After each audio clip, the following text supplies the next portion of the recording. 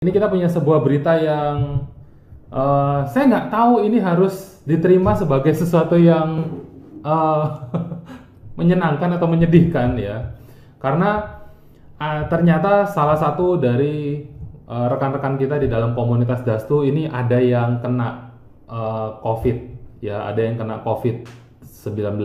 Nah, pertama pasti saya ingin mendoakan supaya apabila ada di antara Anda yang kena mungkin merasa gejala batuk sedikit, pilek sedikit, Anda mungkin merasa seperti itu. Saya percaya pasti ada dorongan-dorongan di kepala Anda yang merasa bahwa astaga, apa yang terjadi gitu ya.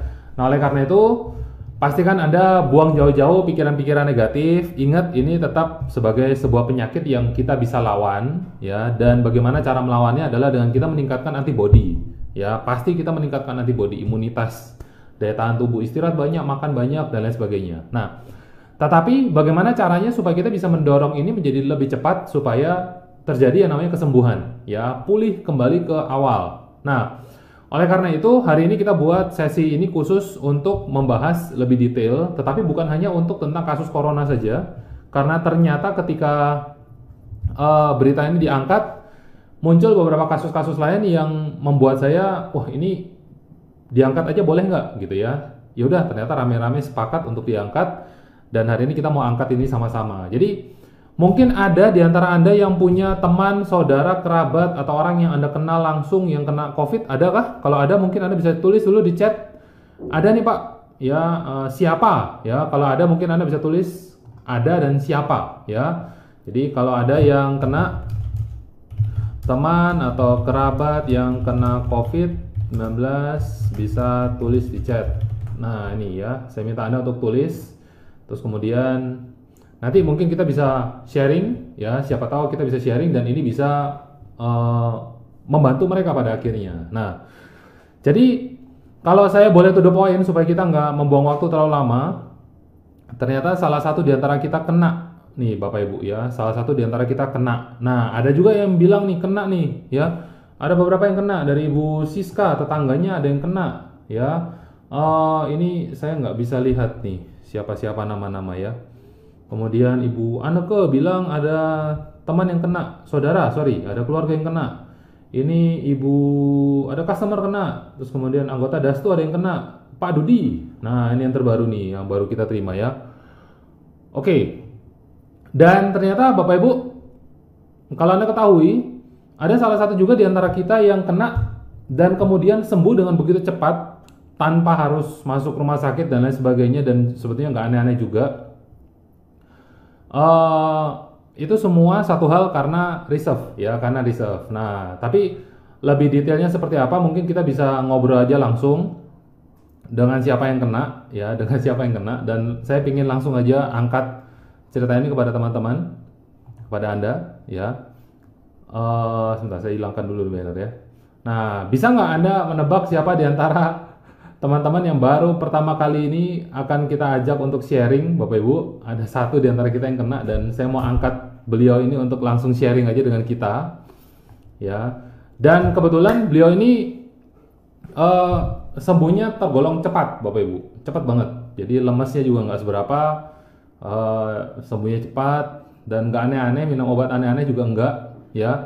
Dan ternyata gara-gara reserve ya, gara-gara reserve. Ternyata digenjot dengan reserve dan Anda bisa lihat ini ada keterangannya. Kita mungkin sambil jalan aja supaya Anda bisa lebih mengenal apa itu reserve. Dan oleh karena itu saya mau langsung aja kita turunin aja Pak ya slide-nya ya. Nah, gini aja deh. Oke, jadi Bapak Ibu, sekarang tokoh utama kita sebenarnya udah ada di layar ya. Dan kalau Anda bisa tebak, beliau ini adalah salah satu di antara anggota komunitas kita yang kena COVID-19, Bapak Ibu ya. Beliau adalah Pak Husanto. Nah, jadi ini mic-nya tolong Pak di unmute Pak. Oke, udah. Oke. Saya bukanya Ya, kurang greget nih kayaknya ya.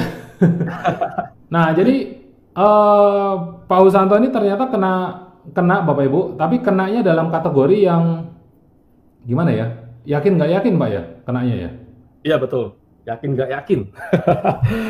Oke, mungkin saya share dikit ya. Jadi kalau Bapak Ibu pernah tahu, mungkin teman-teman yang di One Koma juga mungkin tahu lah. Kan kalau nggak, kalau masih ingat Bapak Ibu, waktu 2 minggu lalu, mungkin sekitar tanggal belasan bulan Desember, kan saya pernah share kepada Anda di One Koma bahwa saya ada bilang bahwa saya lagi kurang sehat. Ya, ingat nggak? Ada nggak yang ingat di sini Bapak Ibu? Ya, di WhatsApp ya, di WhatsApp grup. Ya kan, saya bilang saya lupa kasus apa tuh, saya bilang sorry saya nggak belum sempet cek karena memang saya lagi nggak kurang sehat gitu ya, saya bilang begitu kan.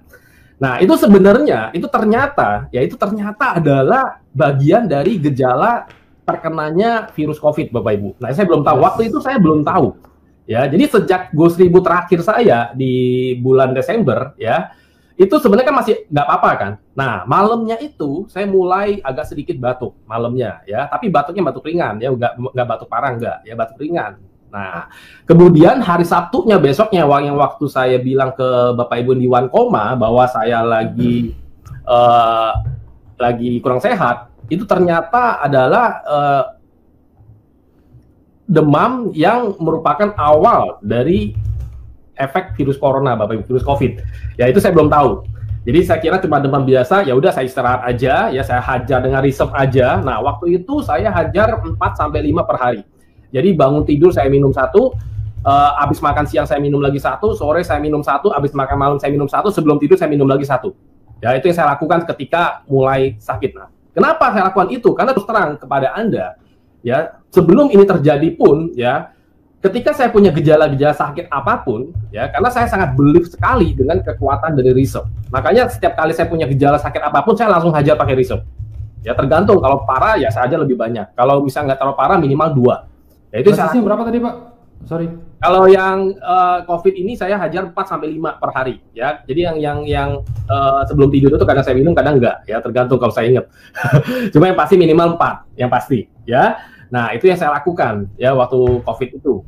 Nah, saya kurang sehat itu kurang lebih 2 hari, ya 2 hari demam, tapi itu bukan demam yang istilahnya sepanjang hari, enggak. Ya, jadi cuma malamnya meriang, ya saya hajar resep, besoknya mendingan, ya mendingan udah seperti biasa lah, ya. Cuma malamnya meriang lagi, akhirnya saya hajar lagi. Nah, itu selama 2 hari, 2 sampai 3 hari saya lupa, ya. Nah, hari ketiga atau hari keempat, ya itu udah sembuh, ya saya udah sembuh dari demam. Ya, saya udah sembuh dari demam. Nah, namun ada yang saya rasakan yang berbeda nih setelah sembuh dari demam. Ya, apa itu? Nah, saya merasa penciuman saya mulai hilang. Hilangnya nggak langsung hilang, Bapak Ibu. Ya, tapi hilangnya perlahan-lahan. Ya, jadi ibarat kalau 100% turun tuh dari 100% ke 70%, turun ke 50%, hingga akhirnya 0. 0 tuh artinya udah nggak bisa cium apa-apa. Jadi saya cium kopi, cium sabun tuh udah nggak bisa. Nah, dari situlah saya curiga tuh. Wah, ini jangan-jangan nih. Ya, akhirnya saya ikut tes. Saya tes antigen, saya ke lab, ya saya tes, dan ternyata bener ya hasilnya positif, Bapak Ibu. Wah, ya udah, ya. Nah, pada saat itu memang tidak ada gejala lain selain penciuman hilang aja. Kondisi sehat aja seperti biasa gitu loh. Ya, karena sejak saya demam itu saya sudah hajar pakai resep 4 sampai 5 sehari, Bapak Ibu. Ya, nah makanya syukurlah tuh 2 hari 3 hari sembuh demam saya. Ya, itu pun nggak terlalu berasa parah banget waktu itu. Ya, nah udah sembuh itu penciuman hilang, ya udah. Saya lakukan 4 sampai 5 tiap hari, minum resep terus Bapak Ibu. Nah, jadi kalau Bapak Ibu lihat video saya, ya video saya yang waktu saya bikin penjelasan tentang EWS segala macam, itu saya lagi COVID. Nah, kira-kira kelihatan nggak kalau saya lagi sakit? Biasa aja kan, nggak kelihatan lagi sakit kan Bapak Ibu. Nah, jadi itu Bapak Ibu yang saya alami ya dari pengalaman saya menggunakan resep. Ya itu bisa terjadi ya karena memang saya udah dari awal believe banget sama produk ini Bapak Ibu. Ya karena ini penting juga menurut saya. Ya, jadi menurut saya penting juga. Ya, jadi kita tidak bisa mengasumsi riset pasti membantu juga. Ya mungkin ada yang bisa, ada yang enggak, saya nggak tahu. Tapi pengalaman saya selama ini sangat membantu saya. Ya, jadi percaya dengan produk dan kita gunakan, ini saya yakin pasti membantu kita semua Bapak Ibu. Nah, jadi kurang lebih secara singkatnya seperti itu Pak Chris. Oke, nah ini ada pertanyaan nggak dari teman-teman Bapak Ibu yang ingin tanya lebih jelas tentang kondisi dari Pak Husanto ketika kemarin kena COVID, ya. Kalau Anda punya pertanyaan, Anda bisa tanyakan juga di chatting, di komen, ya, supaya kita bisa sama-sama lihat seperti apa pertanyaan Anda. Nah, Bapak Ibu, ini saya ingin menggarisbawahi tentang apa yang dimaksud oleh Pak Husanto di sini. Anda bisa lihat di slide, ya Anda bisa lihat di slide. Tugas utama dari reserve adalah dia mengaktifkan yang namanya resveratrol. Ya, Anda bisa lihat di sini ada kata-kata resveratrol di poin pertama, ya. Oh sorry, bukan mengaktifkan. Dia ini mengandung resveratrol. Nah, resveratrol ini ketika masuk ke dalam tubuh, dia berfungsi hanya dua. Dia akan langsung kasih makan ke sel tentang bagaimana caranya sel itu bisa melakukan tugas utama dia, yaitu memperbaiki diri dan membuat sel sehat yang baru. Jadi kalau seumpama nih, Anda sakit, ya, Anda sakit, Anda sadar nggak ketika Anda sakit itu yang dibutuhkan adalah istirahat, ya, istirahat minimal 8 jam sehari. Maka dari itu kalau kita masuk rumah sakit itu kan kita diminta untuk tidur terus, ya kan? Walaupun sesekali dikasih obat, dikasih suntik, dikasih makan, mandi dan lain sebagainya, tapi suruh tidur terus, istirahat. Kenapa? Karena ternyata ketika kita istirahat 8 jam minimal, itu terjadi yang namanya pemulihan sel. Ya, pemulihan sel, pemulihan organ. Nah, Anda juga bisa lihat kenapa kok orang koma itu tidur. Kenapa orang koma itu nggak sadar, lari-lari tapi cuma lemes gitu aja. Nggak bisa karena organ tubuh dia itu sudah, kalau bahasa Inggrisnya itu udah gagal gitu, failure, ya udah gagal. Sehingga dia tidur untuk terjadinya perbaikan sel. Nah, jadi tidur itu bisa untuk memperbaiki sel. Selain itu, gimana caranya untuk bisa memperbaiki sel? Ternyata menurut penelitian kita harus melakukan dua hal. Ya, melakukan dua hal. Tidur dan diet kalori. Diet kalori itu artinya diet gula, Bapak Ibu, ya, diet gula. Nah, selain diet gula, kita juga bisa pakai resveratrol. Kenapa? Karena ketika gula ini berhenti masuk ke dalam tubuh, tubuh itu akhirnya bisa mulai melakukan tugas yang lain, ya, yaitu untuk memperbaiki sel. Nah, kalau misalnya kita nggak mau tidur ataupun diet gula, kita bisa kasih makan sel itu pakai resveratrol. Jadi ini adalah hasil uji klinis. Dan kemudian kalau kita lihat hasilnya langsung ke tubuhnya Pak Husanto, Anda bisa lihat efeknya seperti tadi, ya. Jadi seringkali ketika saya minum Reserve itu pun kayak kerasa sakit nggak sakit gitu, ya, kerasa sakit nggak sakit. Jadi kurang lebih kondisinya mirip kayak Pak Husanto, lemes tapi ketika disuruh kerja ya bisa, mukanya juga seger-seger aja gitu ya.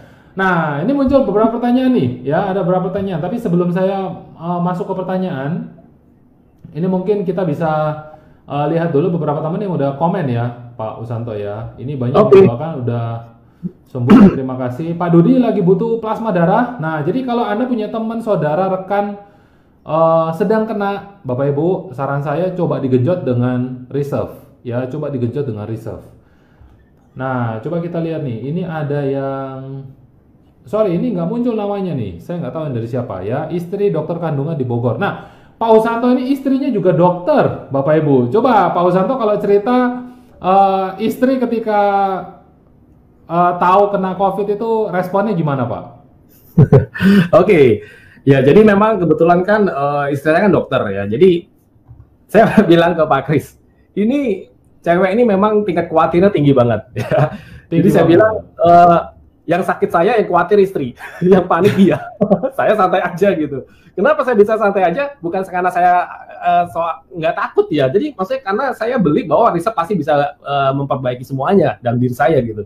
Jadi saya santai aja gitu. Cuma istri saya kan namanya dokternya panik banget dia. Wah, dia langsung resepin obat segala macam. Saya dikirimin obat dan obat tuh nggak ada yang saya minum. Jadi satu pun ini cuma satu antibiotik, hilang yang lain nggak kayak gitu. Saya cuma gawat.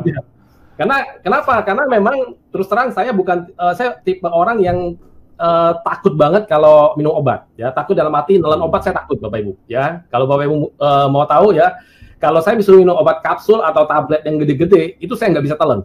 Ya, jadi yang saya lakukan apa? Kalau tablet saya tumbuk, kalau kapsul saya buka, Bapak Ibu. Saking saya takutnya sama obat. Makanya ini nggak boleh sakit nih, bahaya nih kalau sakit. Nah, makanya waktu dikasih obat ya yang saya minum cuma antibiotik, tablet juga ya. Itu saya tumbuk tuh Bapak Ibu tiap hari, saya tumbuk minum satu kan. Saya tumbuk. Nah, itu ya saya minum Reserve aja udah.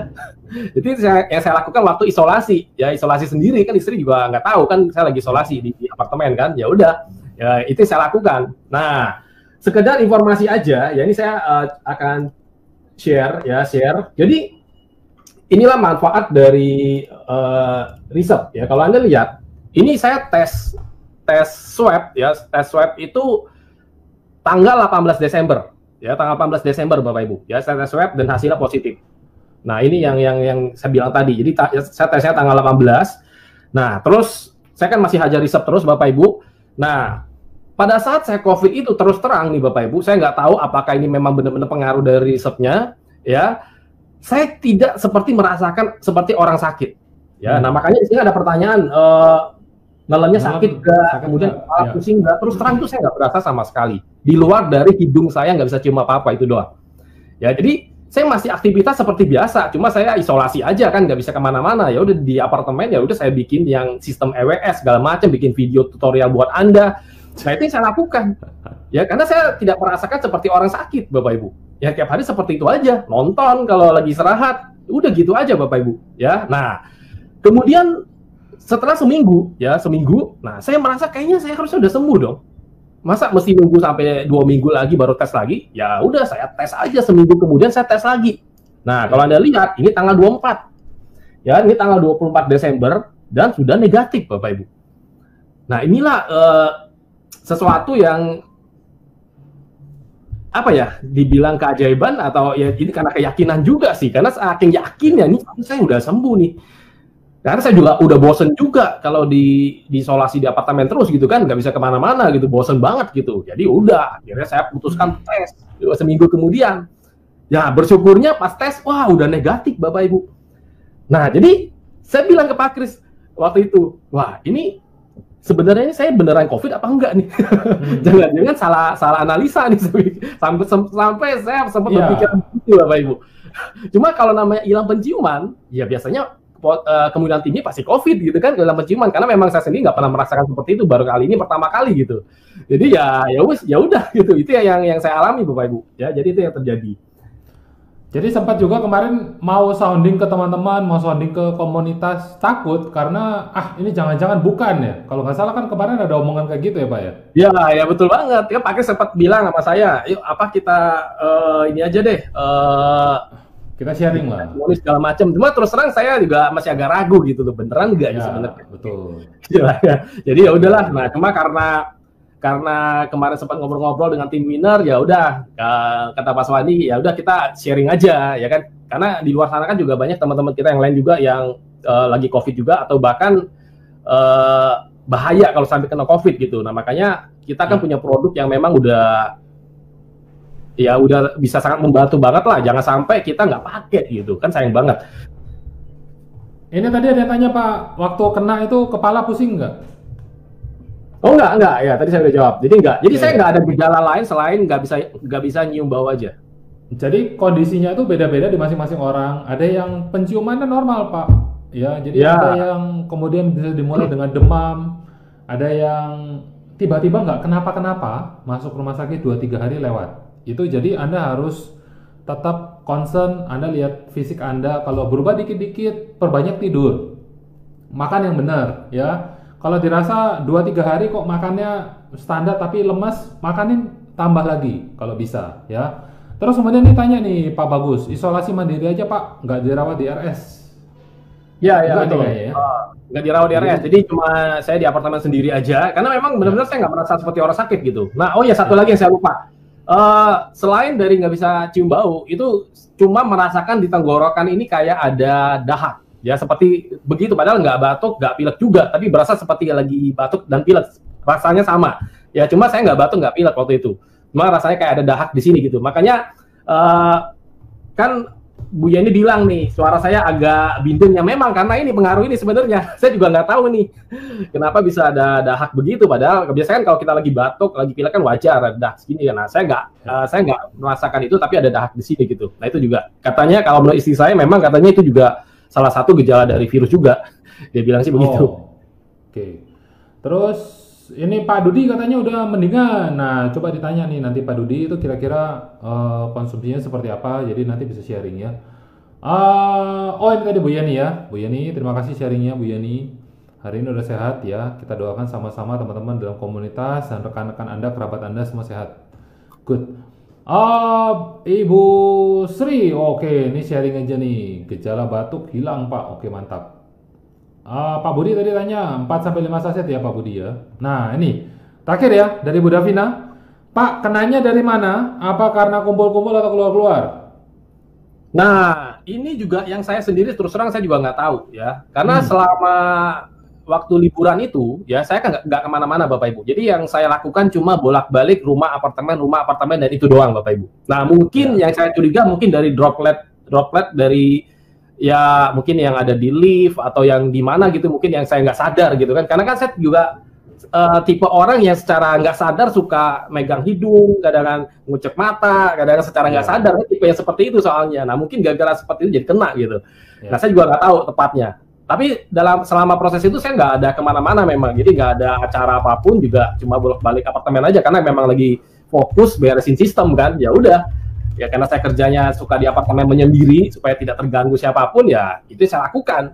Nah makanya pertanyaan ini sebenarnya saya juga nggak tahu kenanya dari mana gitu. Ya. Jadi memang susah ya, kita mau cari tahu susah nih penyebabnya dari susah karena namanya kita keluar dari rumah tidak diam di rumah, itu pasti potensi kenanya tinggi lah. Kita nggak tahu kenanya, nggak mungkin tidak secara langsung ketemu orang, kontak dengan orang, atau mungkin dari droplet. Yang paling bahaya sebenarnya adalah dari droplet, itu yang paling bahaya karena itu nggak ketahuan.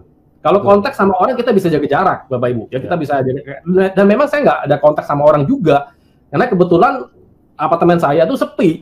Jadi waktu saya naik lift itu kosong, nggak ada orangnya. Nah jadi itu yang saya curiga dari situ. Jadi dari droplet yang ada di sekitaran kita itulah yang kita nggak sadar kadang-kadang. Ya jadi ya kalau mau aman ya pastikan jangan pegang muka kalau Anda keluar rumah sebelum cuci tangan. Itu aja yang paling aman sebenarnya. Betul. Jadi kemarin saya lihat salah satu sharing dari Dr. Tompi, dia bilang bahwa 3 hari sekali, 4 hari sekali dia tes. Terutama kalau seumpama habis ketemu dengan lingkungan baru, ya dia tes. Loh Pak, kalau tes kan mahal. Ada yang kalau Anda beli tes alat sendiri 80.000, 100.000. Kalau tes di luar mungkin 150, 200, 150.000. Mahal Pak. Ya kalau nggak mau yang mahal ya stay at home. Murah, gratis bahkan, ya kan? Nggak keluar-keluar. Cuci tangan pakai sabun kan murah sekali. Nah, tapi kita nggak bisa menghindari 100% Bapak Ibu. Ya kita tidak bisa menghindari 100%. Nah yang perlu kita ingat adalah ini itu kasusnya mirip-mirip seperti flu. Ya, flu itu hanya akan naik ketika Anda punya antibodi turun. Artinya jangan terlalu lelah. Kalaupun capek lembur, balas dendam, istirahat boleh. Ya, terutama dalam kondisinya seperti sekarang. Vitamin genjot, reserve genjot, ya kalau bisa 2x3 atau 1x3 oke banget itu. Ya, nah ini ada sharing juga. Ya, oh mungkin dari ATM nih Pak. Ya, ATM atau kemudian juga waktu kumpul-kumpul dengan teman-teman di gereja dan lain sebagainya. Nah ini ada ya. Tadi Bu Oriani bilang bahwa Pak Dudi udah oke, demam, diare, mual sudah hilang, that's good. Ini udah berapa hari nih kemudian bisa hilang ya. Kemudian tinggal batuknya masih ada ya. Terus kemudian istri juga udah mulai baik. Anak-anak sekarang lagi tes. Nah itu kemarin tuh kasus Pak Husanto waktu kena, istri dan anak dites hasilnya positif atau negatif Pak? Nah, negatif. Ya, itu bersyukurnya itu negatif. Karena memang saya waktu udah merasa gejala nggak sehat itu, namanya sekarang lagi rada-rada parno nih kan. Jadi saya udah mulai nggak kontak sama mereka. Jadi saya menjaga jarak yang, ya benar-benar menjaga jarak lah, nggak terlalu dekat sama mereka gitu. Jadi sejak saya nggak sehat, jadi saya udah lakukan itu. Jadi sekarang ini, kalau ada gejala nggak enak, saya langsung seperti itu. Saya nggak mau terlalu dekat sama mereka gitu. Makanya waktu itu juga, waktu tes, saya suruh mereka tes juga ya, istri sama anak saya kan paling dekat mereka kan. Nah ya udah, akhirnya saya positif, mereka negatif semua, ya udah aman. Karena saya khawatir juga nih kalau misalkannya positif istri saya, nah repot nih, atau anak saya lebih repot lagi. Untuk gimana ya, kalau saya ya gampang lah, saya tinggal isolasi sendiri gitu kan, bisa ngatasi sendiri gitu. Jadi bersyukurnya itu sih sebenarnya. Kan Bapak Ibu udah dengar nih tadi gimana nih tadi dari pengalaman dari teman-teman yang ada di sini. Jadi padahal kita kan bukan dokter ya, kita semua bukan dokter ya. Jadi kita tapi bicara konsultasi di sini udah kayak konsultasi sama dokter. Bedanya kalau kita konsultasi di sini, kita share bukan berdasarkan pengetahuan Bapak Ibu, tapi dari pengalaman ya. Nah kalau di sini itu beda itu. Kalau kita konsultasi sama dokter kan kita nggak tahu nih dokter jawabnya berdasarkan pengetahuan atau dari pengalaman. Kalau di sini udah pasti pengalaman semua karena kita semua bukan dokter. Ya, nah, semoga hari ini bisa memberikan informasi yang membuat Anda lebih yakin lagi dengan kekuatan riset Bapak Ibu. Jadi jangan sampai ya Anda sebagai orang yang punya bisnis di mana riset sebagai produk sendiri tapi nggak tahu manfaat dari riset ini Bapak Ibu dan Anda nggak pakai. Itu gimana ya Pak Kris ya kalau seperti itu ya. Nah, jadi Anda sendiri harus merasakan juga gitu loh. Baru nanti Anda bisa berbagi ini juga ke teman terdekat Anda dulu, saudara Anda, keluarga Anda, apalagi di kondisi seperti hari ini nih, yang lagi masih pandemi, yang nggak tahu kapan selesainya gitu Bapak Ibu. Jangan sampai kena COVID lah gitu loh. Jadi jangan gara-gara dengerin saya cerita hari ini, Bapak Ibu jadi, ya sudahlah Pak, kalau gitu Pak ada riset, aman lah saya COVID juga nggak apa-apa ya, jangan seperti itu juga gitu. Kalau bisa justru jangan kena gitu kan, walaupun ya nggak perlu cari penyakit lah. Nggak apa-apa gitu loh. Jadi jangan langsung berpikir kayak begitu maksud saya. Jadi memang riset bisa memberikan rasa aman. Terus terang kalau buat saya pribadi ya saya agak sedikit merasa aman lah. Saya tidak terlalu takut dengan penyakit karena saking beliefnya saya sama riset gitu. Tapi tetap aja ya yang terbaik adalah ya menghindari penyakit Bapak Ibu. Ya makanya dengan minum riset harapannya penyakit nggak datang ke kita gitu. Ya itu oh ya saya lupa nih satu hal ya. Jadi kalau COVID itu ya, yang paling penting itu juga yang perlu dicek itu adalah kondisi dari paru-paru. Nah, itu juga sempat yang menjadi kekhawatiran dari istri saya juga waktu saya lagi COVID ya. Waktu itu saya disuruh ke rumah sakit untuk ronsen segala macam, namun saya nggak lakukan. Nah, akhirnya istri saya sampai beliin satu alat Bapak Ibu ya, yang dimana saya harus report ke dia setiap hari untuk memastikan bahwa paru-parunya nggak masalah ya. Nah, saya nggak tahu Bapak Ibu mungkin tahu nih alat ini. Ini sampai dibeliin nih Bapak Ibu. Ini alat yang dijepit seperti ini ya. Ini yang biasa kalau kita di rumah sakit dirawat, ini kan selalu dipakai di jari ini. Ya, pernah perhatiin nggak? Tahu nggak nih fungsinya buat ngecek apa nih Bapak Ibu? Ngecek apa tuh Pak? Tahu sebenarnya saya nggak. Tes aja sekarang tuh. Nah, ini juga penting nih. Ini juga penting nih Bapak Ibu kalau untuk Anda yang mungkin isolasi mandiri di rumah ya dan tidak pernah cek di rumah sakit, tidak pernah ronsen kondisi paru-paru, ini bahaya juga karena COVID saya dengar ada yang OTG tapi pas di ronsen paru-parunya udah putih semua Bapak Ibu. Dan tiba-tiba mati. Nah, itu yang sangat mengerikan di situ Bapak Ibu. Jadi kita nggak langsung merasakan gejalanya di awal, tapi ketika langsung terasa langsung kolap. Nah, ini bahaya nih. Ya, makanya kalau COVID itu yang paling aman sebenarnya kita harus ronsen paru-paru. Kita harus lihat kondisi paru-paru kita masih normal apa udah putih nih. Bahaya nih soalnya Bapak Ibu. Nah, waktu itu karena saya nggak mau ke rumah sakit, akhirnya istri saya sambil beliin alat seperti ini. Ini alat untuk mengukur SpO2 ya. Jadi yang biasa dipakai di jari kalau kita lagi dirawat di rumah sakit Bapak Ibu. Jadi ini yang portable. SpO2. Ya, jadi buat mengukur dua nih, detak jantung sama SpO2.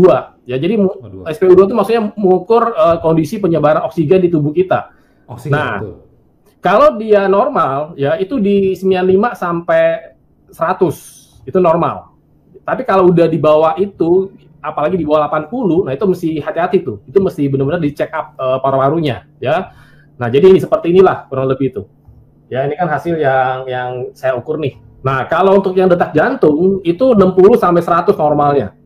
Ya, kalau dalam kondisi normal ya, maksudnya dalam kondisi kita relax, jadi nggak lagi habis olahraga, segala macam, normalnya di 60 sampai 100. Kalau ada di atas atau di bawah itu, mendingan kita check up. Ya, itu buat jaga-jaga aja. Jadi saya kasih tahu informasi ini buat Anda yang mungkin punya saudara atau punya teman yang mungkin lagi COVID dan tidak dirawat di rumah sakit, tetap harus kontrol juga lah ininya, buat jaga-jaga aja. Ya, tapi tetap yang paling aman adalah ronsen paru-paru sih sebenarnya kalau udah COVID, walaupun tidak ada gejala. Ya, itu lebih aman karena ada yang begitu tiba-tiba kolap, paru-parunya udah putih banget gitu. Karena kalau udah paru-paru udah putih itu mesti dirawat, nggak bisa enggak, ya harus diinfus di rumah sakit. Nah, apalagi kan sekarang kita sama-sama udah tahu bahwa rumah sakit udah penuh di mana-mana Bapak Ibu. Makanya jangan sampai terkena COVID lah Bapak Ibu. Ya, minum resep yang lebih banyak supaya daya tahan tubuh Anda makin meningkat. Kalau sampai akhirnya amin-amin Anda kena COVID, minimal Anda nggak sampai dirawat Bapak Ibu. Ya, karena kalau sambil dirawat itu bahaya banget. Bahayanya bukannya karena dirawat nggak sembuh ya Bapak Ibu. Kita mau dirawat aja nggak ada tempatnya gitu loh. Itu yang paling bahaya. Tiba-tiba ya udah bobot kan kolap sendiri. Nah, itu jangan sampai terjadi. Ya, Bapak Ibu kan udah tahu nih dari sharing hari ini kekuatan dari salah satu produk kita Reserve. Ya, Anda bagikanlah kepada semua orang yang Anda tahu Bapak Ibu. Karena ini buat kebaikan mereka juga. Dan yang paling penting tentu Anda sendiri juga gunakanlah Reserve. Ya, jangan sampai Anda sendiri nggak pakai, Anda sharing ke orang lain. Tiba-tiba Anda sakit, kan aneh banget jadi gitu Bapak Ibu ya. Jadi jangan sampai itu terjadi ya. Jadi makanya normalnya berapa ya Pak? Berapa? Tadi normalnya oksigen berapa? Detak jantung berapa Pak? Oksigen itu 95 sampai 100 normalnya. Ya, Kalau jadi detak jantung kalau detak jantung 60 sampai 100 itu normal. 60 sampai 100. Ya, jadi kalau Anda yang nggak ronsen paru-paru buat jaga-jaga aja ya paling beli portable alat begini aja sih kalau mau. Ya ini saya sampai dibeliin nih. Saya juga baru tahu nih. Saya awal juga nggak tahu nih alat apaan gitu dibeli begini. Saya disuruh report tiap hari berapa SpO2-nya segala macam. Ternyata ini yang dicek oleh dokter juga di rumah sakit. Oh. Saya baru ngeh juga gitu. Karena kan saya nggak, terus terang saya belum nggak pernah dirawat di rumah sakit ya, amin semoga sih nggak pernah dirawat. Jadi saya nggak tahu juga peralatan di situ buat apa aja gitu. Oke. Jadi itu sih Bapak Ibu pesan terakhir dari saya ya. Jadi info dari Bu Siska ini bisa dibeli di Tokopedia, kalau Anda mencari bisa di harga 100 ribuan. Dan Pak, ini kita dapat spesial guest terakhir